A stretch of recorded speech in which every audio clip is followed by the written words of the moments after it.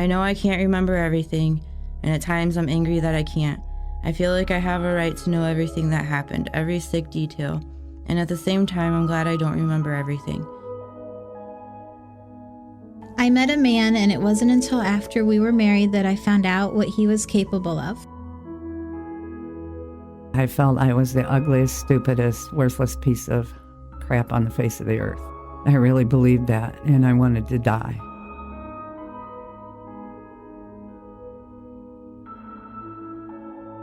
My dad would be in his and my mom's bedroom, and he calls my name. These are some of my earliest memories. All I know is my earliest memories should not consist of my dad telling me to come jump on his bed, and the part that I was confused about was why I had to get naked first, why he was touching me in places that made me feel uncomfortable, and why he made me touch him. Now looking back at it, I think that was just a way to lure me in, manipulate me, or just slowly start the process of the longest 5 years of my life. That feeling of paranoia, dread, anxiety, fear, and feeling sick to your stomach, all because your mom is leaving for work now, and you know what is most likely going to happen. Rape got added to molestation. My dad took my virginity, my innocence, my ability to trust anyone. At 8 or 9, you don't really have the words to describe what is going on to you, but you can feel that it's not right, uncomfortable, and dirty, so you are too embarrassed to talk about it. I kept opening my mouth to talk, and then I would stop.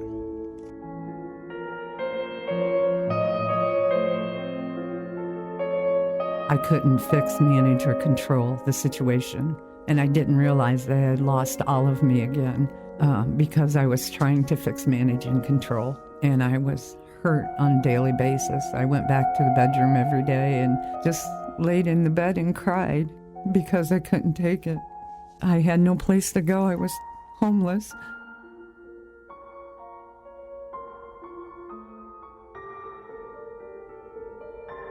On our 1-year wedding anniversary, we found out I was pregnant, and from that moment on, he knew he had me. All he had to do was threaten our daughter, that he would take her, that he would kill her, that he'd kill me, and then I wouldn't be there to protect her.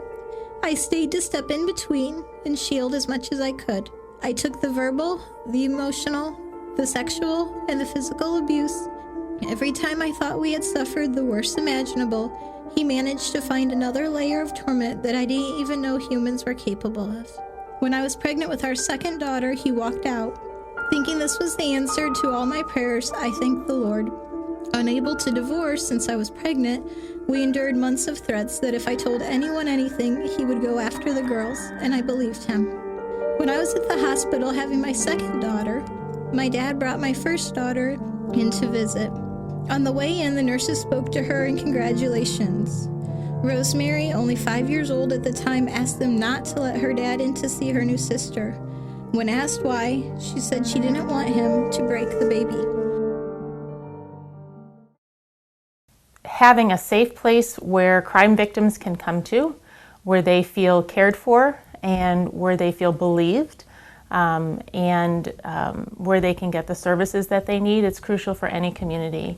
Our biggest thing is safety right off the bat. So we do danger assessments with them to figure out how to successfully make a path for them where them and their children are going to be safe from harm.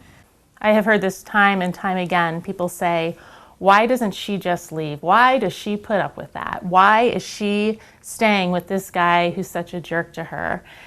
And you know what? I could come up with countless reasons for why a victim, usually a woman, would stay with an abusive partner. He might have convinced her that if she leaves, she will lose the custody of her children. He might have some kind of economic hold over her. A lot of times in violent situations, domestic violence situations, the perpetrator will isolate the victim, meaning move her away from her friends or families, or cut off contact between friends and family so she no longer has a support system there to support her when she decides to leave. And also, it tends to be the most dangerous time for a victim in an abusive relationship. So a victim is much more likely to be hurt or even murdered. The murder rate for victims in domestic violence relationships is higher at the time she decides to leave than at any other time in the relationship. So there's countless reasons for why a victim stays in an abusive relationship. I guess my response to people to ask that question is, you know what, I can come up with lots of reasons why a woman might stay in an abusive relationship. However, I cannot come up with not one good reason for why a perpetrator would harm another person in the way that these perpetrators tend to harm their victims. So I think that's the question we need to be asking. Not why does she stay, but why does he do it? And I don't hear that question too often. When a client first comes in, no matter what their crime, they are in crisis mode. They have their minds all over the place. They're shaky, they're quiet, they're timid. They are uncontrollably in tears half the time, just trying to piece together what just happened in their life. That's our job, is to kind of let them tell us as much as they want and walk them through it. You know at Sarah's house, you're going to get support. You know that you're going to have someone there who's going to advocate for you and who's going to listen to your story and who is going to help you find a path to emotional, physical, and spiritual recovery from this. That's our mission, and that's what we really aim to do. No matter how long their journey is, by the end of it, they are not recognizable. They have just went through leaps and bounds, and they are a brand new person. They're usually a lot stronger than they've probably ever been because they've been through hell and back. And they're all ready to support and help others. That's the one thing I've noticed. Every client I've ever worked with, instantly, as soon as they get to that point of recovery, they say, how can I help others? Can I volunteer? Can I do this? Can I do that? They want to help the other ones that are starting out in that process. I mean, really just knowing that there's somebody up there, that I can just go talk to if I'm having a problem, or it's just an extra level of comfort on my part. You just feel safe. I feel safe there. Sarah's house helped me to get into and stay into therapy. And I'm seeing things at a much deeper level in my life and really understanding things. And the only way you get through that pain is to pull it out, hold it, embrace it.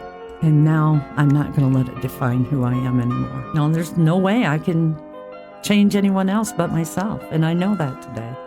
We have worked hard to build a new life, a new home in a new town, new friends, reconnecting with family, active in church and at school. Sarah's house has been with us every step of the way. They're only a phone call away, even if all we need is reassurance that we are not alone. They are a safe place when we are scared. A warm smile for little innocent ones who need to know someone cares. Our major grants that we used to have that were, that provided the bulk of our funding have been cut off or cut down. And we really rely on private donations now to fund the work that we do. We could drop down to 2 days a week, but there's those clients that are not getting that help. And to me, we're not doing a service if we're lessening our services instead of growing our services. We need to grow our services. It's unlikely that without private donations that we could exist as we do today. Please think of those that have not been saved yet. Sarah's house was there for my family, and please help it to be there for others.